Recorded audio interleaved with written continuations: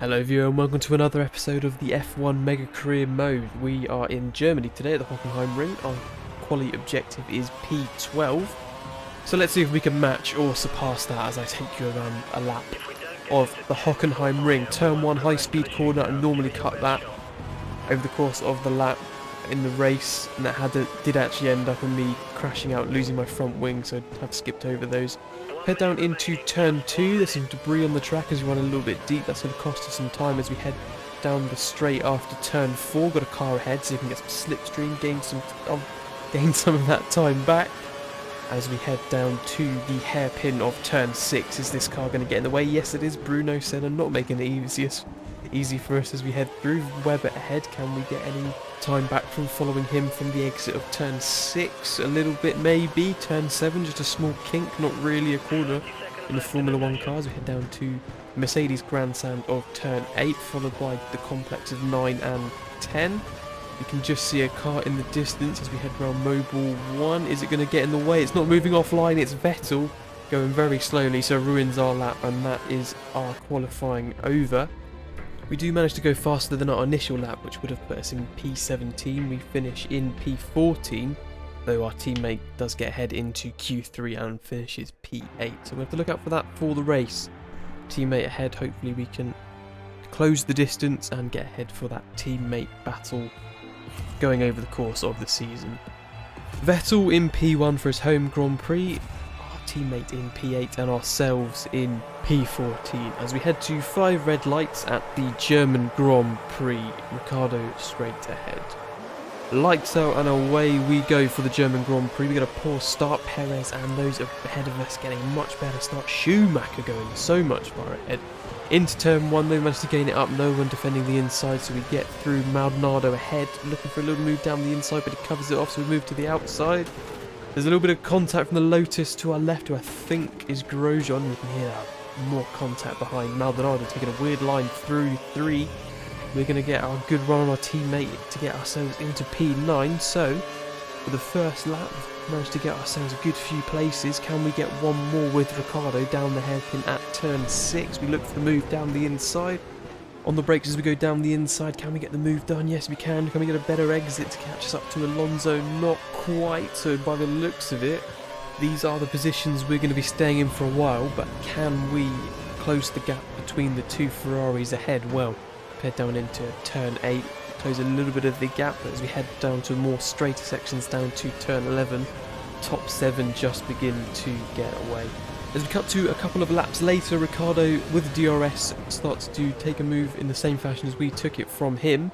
We are a little bit deep down at turn 6, allowing Ricardo the opportunity to get the place back. Can we stick with him through turn 7 to put a move on at turn 8? Let's find out. Round turn 7, looking for any entry, looking down the outside, he covers it off, so we look round the inside. It's a bit too late. The move will not happen this lap as we to defend a little bit from our teammate as we sort of squirm through after putting our tyres in the inside of turn 8. Heading a few laps later then, we are told to come into the pits. Ricardo's still ahead, so we put it into rich mix to try and close the gap. Turn 6 being one of our best places to make up time on Ricardo. We get a better exit, using a bit of curves to stay with him. Can we put a move down at turn 8? That seems to be a good spot for us. Once again looking around the outside, Ricardo holds it. So we dive down the inside, there's a little bit of contact there, but we keep the position, which is what we need. I did stop to have a look at a replay and see if that pass was okay, but I couldn't, it corrupted in the edit. So you'll have to trust me when I say it was a clean move. It was Ricardo turning in on our rear tyre that caused the collision. So we're in the clear for now, but as we head into the pit stop, the engineer reminding us to do so, to pull in. I hadn't actually practiced the pit entry this race, so went a little bit too hot, understeered into the barrier, and that is our race over, unfortunately. So a disappointing end to what could have been quite a decent race for us. We're up into P8 until we crashed out. So P20 is where we finish, but we move on to the Hungarian Grand Prix.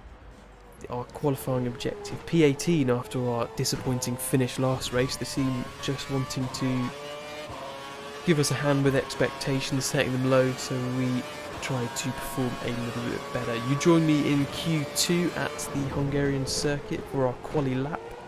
And as we begin our lap, you can see the traffic is ahead. Are they going to get out the way? Vettel does this week instead of when he blocked us at turn 11 the previous week. Webber this time being the one to get in the way, so the referee's reversing on who gets in the way and who doesn't as we head down into straight beyond turn 3, heading up to turn 4. Can we get a good corner? We go way wide, so we're going to lose plenty of time.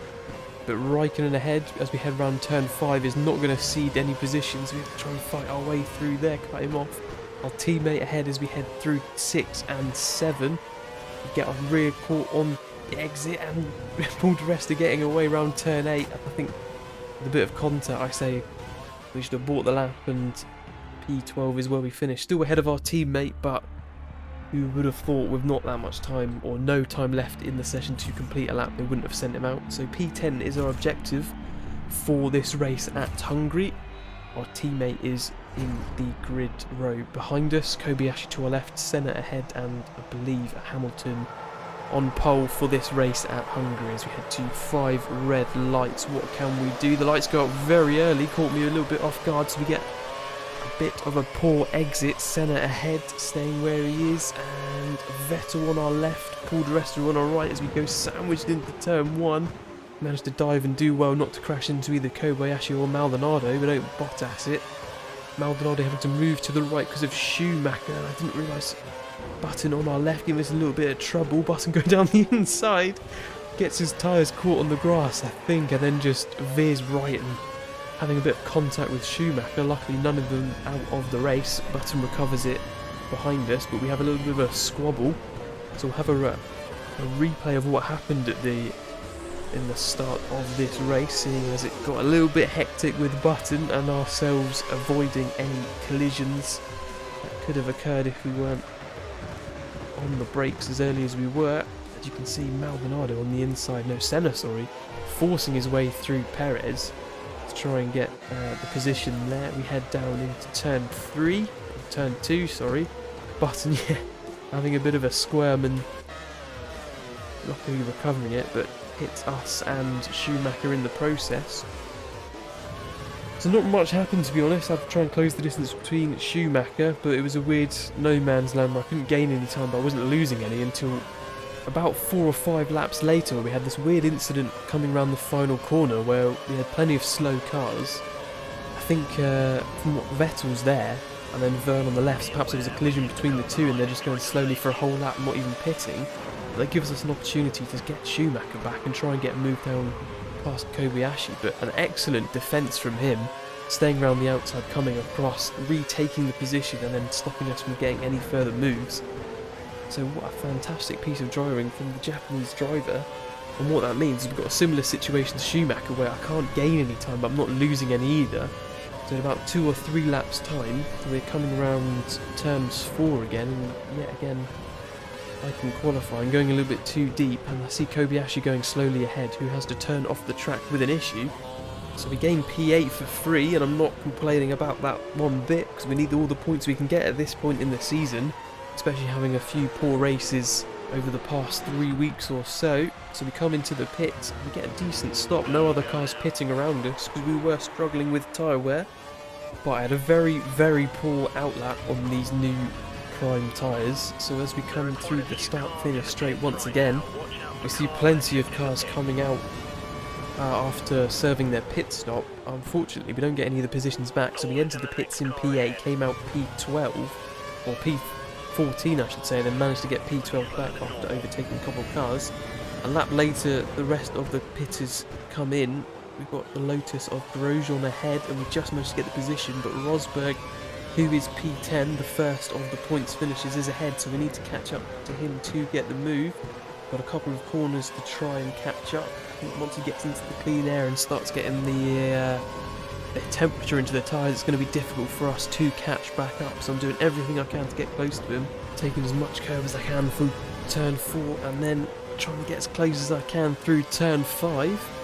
But it's not going to be enough just yet. What was our run going to be like through 6 and 7 as we get onto the back of Rosberg? Run a little bit wide due to the downforce loss when you follow a car, and this is the worst section for following a car. All that downforce that you would get in clean air is not there when you're following, and Rosberg just begins to pull a gap So I think at this point we're just going to have to settle for P11 unless Rosberg hits traffic, which he doesn't do, and you can see only a few laps later that the distance between ourselves has increased. I'm struggling with tyre wear once again as we come to the end of the race.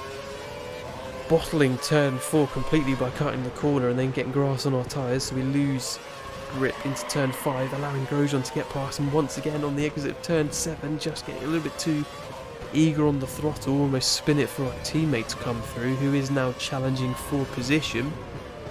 As we head, I think this is the last lap of the Grand Prix, and one more issue we had, Kurz wasn't available anymore because of a fault during the race, and I forgot to look at how much fuel I had left, and you would have thought that I would have been losing position to our teammate who can't quite get through. And if there's going to be a race where you do run out of fuel or have a lack of power, well, Hungary is one of those which you'd want to have, due to the fact, oh, there's a bit of contact with our teammate there, and I'll push him wide for trying to get past so forcefully. So once again the teammate battle heating up. We've got front wing damage as well as low fuel. So like I was saying, this is the track you want if you're going to have issues, because it's so easy to fend. It's basically Monaco but not a street circuit around Hungary. So Paul goes round the inside to try and get the move done, but can't quite get, a bit too eager to accelerate and can't get on the brakes early enough to make the corner. So we stay ahead just for now as we head around turn 13. Can we stay ahead around 14 and beat him to the line? It's going to be a straight shootout to the line. Paul di Resta behind us as we head round the final corner. He takes the wide line, I don't cover it off, and I've let him straight line it, so we go straight to the line. Luckily, we managed to keep Ricciardo behind for P13, but another disappointing finish, especially when the team asked for P10. So that is yet another week where we don't finish in the points, so that's going to be quite disastrous for us, especially when this is the time of year when contracts are being renewed and possible contracts for new teams. I know we had an offer from Sauber, but I don't want to take it considering we are in a better car. I don't think we're going to be offered one from the top team, so all that's left to say is thank you very much for watching. I do hope you enjoyed. I hope to see you for the next one, where the drama will continue to unfold, and perhaps we'll see if we end up driving for a different team next year, which will be in F1 2013, as that the day when we switch over to that game is fast approaching. So thank you very much, hope to see you in the next one. Have a good day, goodbye.